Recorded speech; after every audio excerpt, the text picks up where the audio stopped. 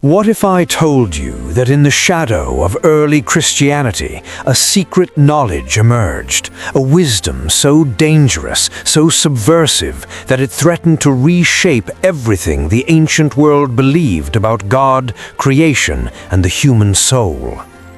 Welcome back to the channel.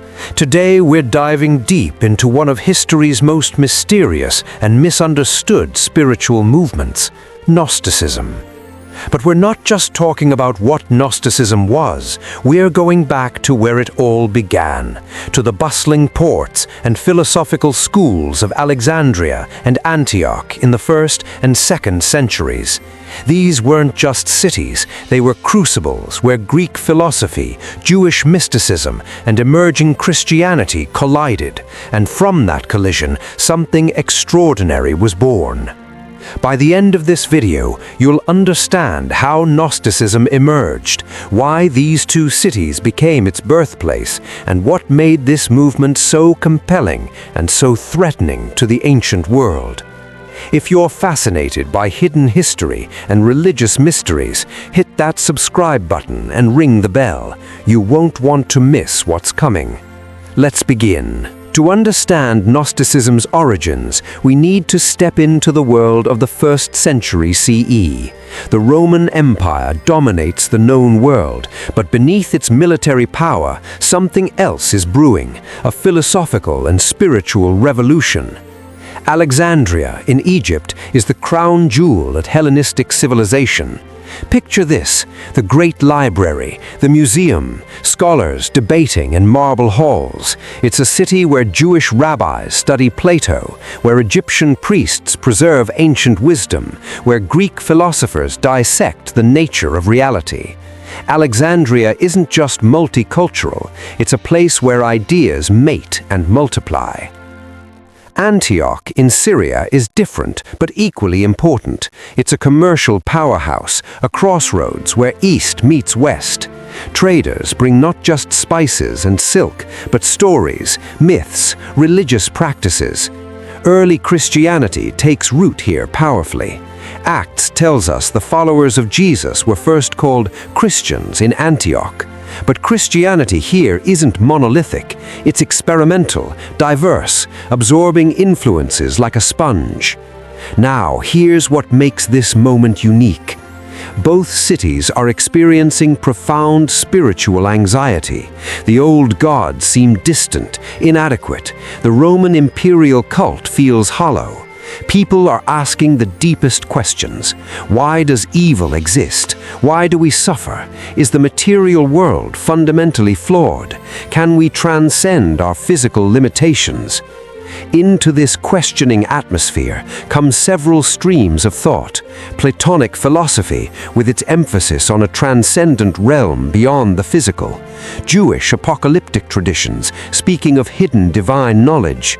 Persian dualism, suggesting cosmic warfare between light and darkness. And emerging Christian narratives about salvation and revelation. The stage is set, the ingredients are assembled, and in Alexandria and Antioch, something begins to crystallize, something that will challenge everything. Let's start with Alexandria, because this is where Gnostic thought develops its sophisticated theological framework. In the late 1st and 2nd centuries, teachers emerge in Alexandria who begin articulating a radical vision. We know some of their names: Basilides, Valentinus, Carpocrates.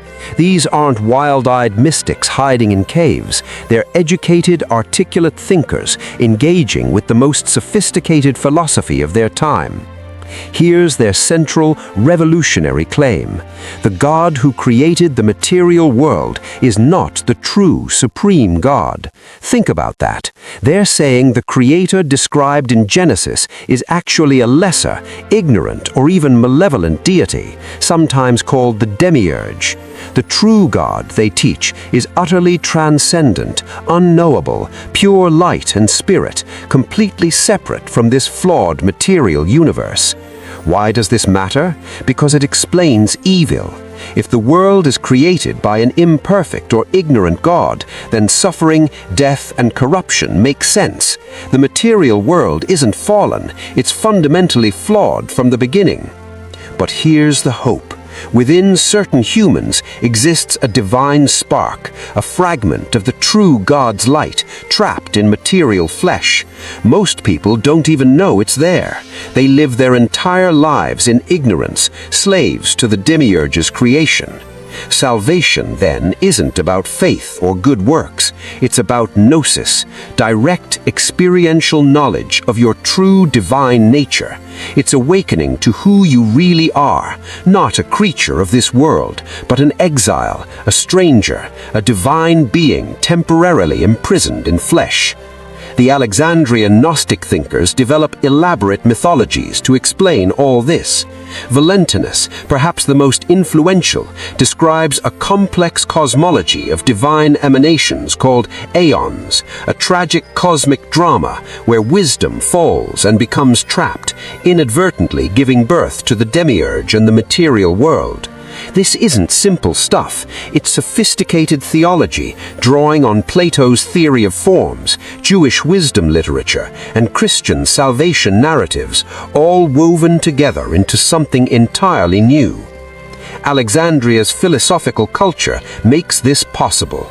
The city's scholars are trained to syncretize, to find hidden connections between different traditions. The Gnostic teachers are doing exactly what their environment encourages, creating synthesis, finding the secret truth beneath surface contradictions.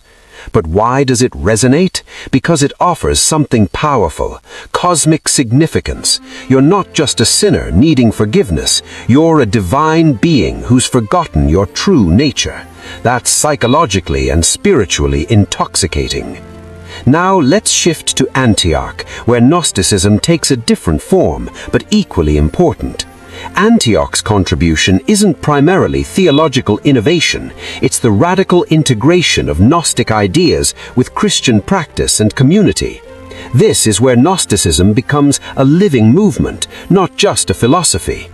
Remember, Antioch is Christianity's first major center outside Jerusalem.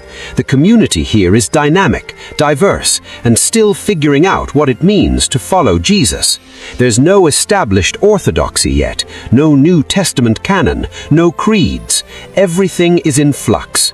Into this fluid situation come teachers claiming to possess secret teachings from Jesus himself, transmitted orally to select disciples.